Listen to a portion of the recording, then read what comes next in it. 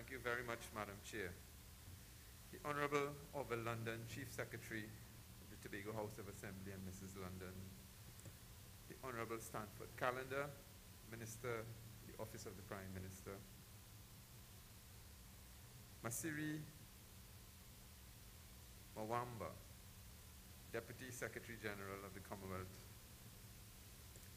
Mr. Matthew Albert Pan, Commonwealth Youth Caucus Chair. Delegates, youth delegates from the Commonwealth, members of the media.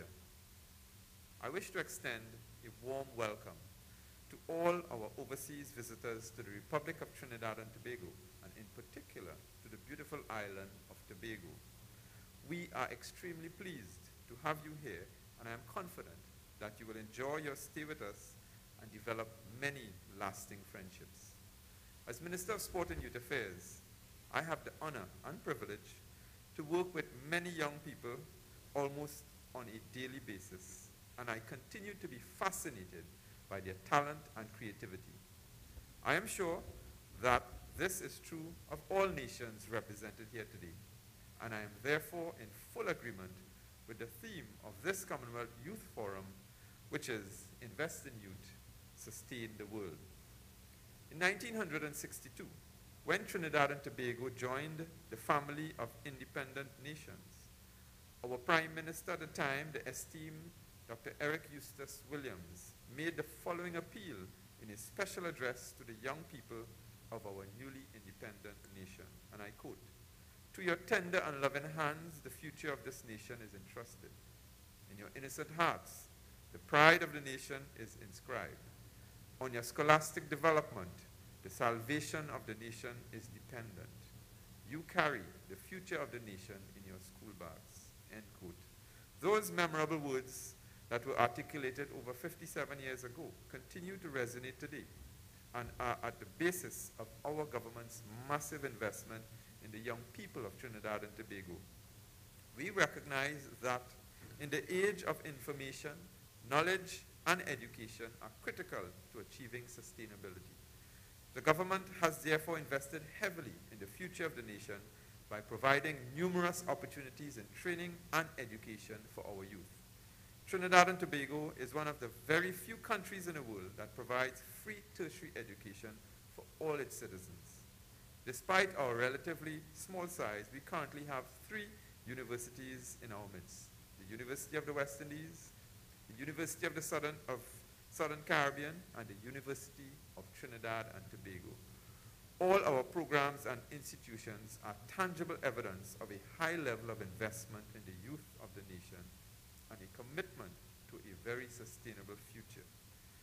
This commitment extends far beyond the provision of academic opportunities, and our government has developed an innovative national youth policy which has 3 key objectives, and they are: an empowered young person with positive values who can use acquired knowledge and skills to make informed choices while meaningfully participating in problem solving and decision making at the family, community, and national levels; an enabling environment that will facilitate youth development; support for institutions and systems such as the family, the community, the school, religious and other organizations which strengthen and sustain youth development.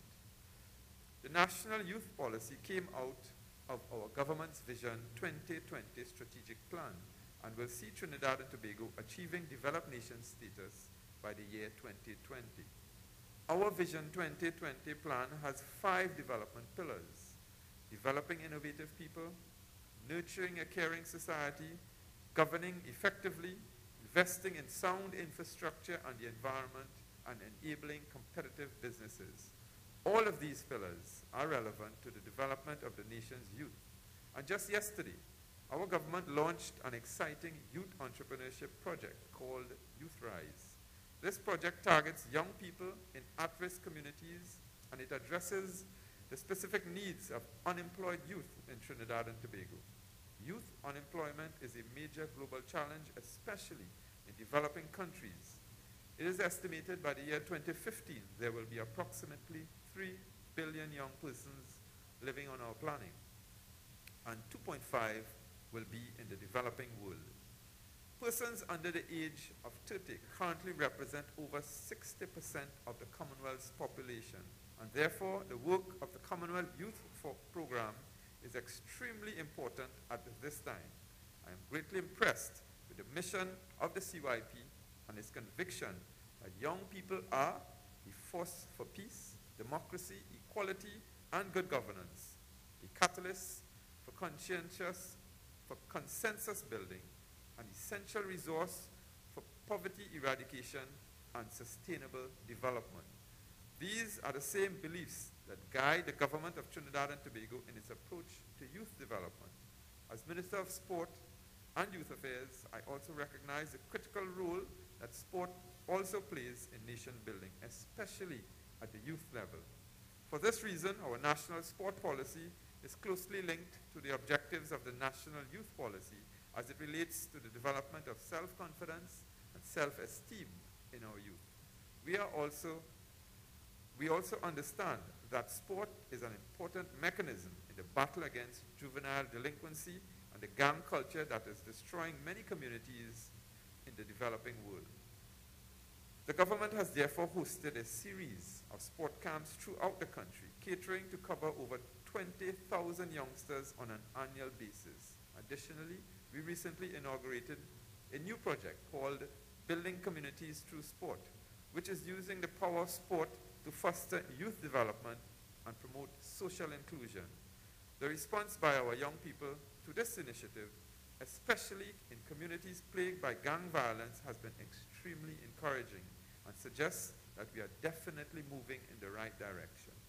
On behalf of the government and the people of Trinidad and Tobago, I wish to congratulate the organizers of this Commonwealth Youth Forum for their profound understanding of the main issues confronting the young people of the Commonwealth. As I indicated earlier, the main theme, Invest in Youth, Save the World, is very appropriate since, as the program indicates, young people are the largest human resource pool in the Commonwealth. This also means that any investment in our youth is an investment in the future of the Commonwealth. I am therefore very happy to note that the program also states clearly that investment refers not only to financial inputs, but time, resources, commitment, and encouragement as well. Far too often, we believe that money alone will solve the problems affecting our youth. And we forget that making ourselves available to listen to them and supporting their dreams are equally as important. The government of Trinidad and Tobago has great confidence in our youth, not only here at home, but throughout the entire Commonwealth. We believe that their creative insights are necessary in formulating workable solutions to the many challenges confronting the global community. For this reason, this Commonwealth Youth Forum is both timely and essential to the growth of the modern Commonwealth. Earlier this year, at the historic 5th Summit of the Americas, which was held right here in Trinidad and Tobago, I told a similar audience that fortunately for us, the future is in safe and capable hands, and our young people are determined to make their voices heard. Trinidad and Tobago, like most countries of the region, has a youthful population that is blessed with an abundance of talent in many areas. They are intelligent, creative, and committed to the peaceful and sustainable development of our country. I repeat those words again today because I am sure that they also describe many young persons throughout the Commonwealth. I urge all participants to make full use of the many opportunities to engage your colleagues in meaningful dialogue over the next few days. Despite the time spent at various sessions, please, and I urge you to enjoy the beauty of our pristine surroundings because you are truly at the center of paradise. On behalf of the government of Trinidad and Tobago, I extend best wishes to you and all for a successful youth forum. I thank you and may God bless you.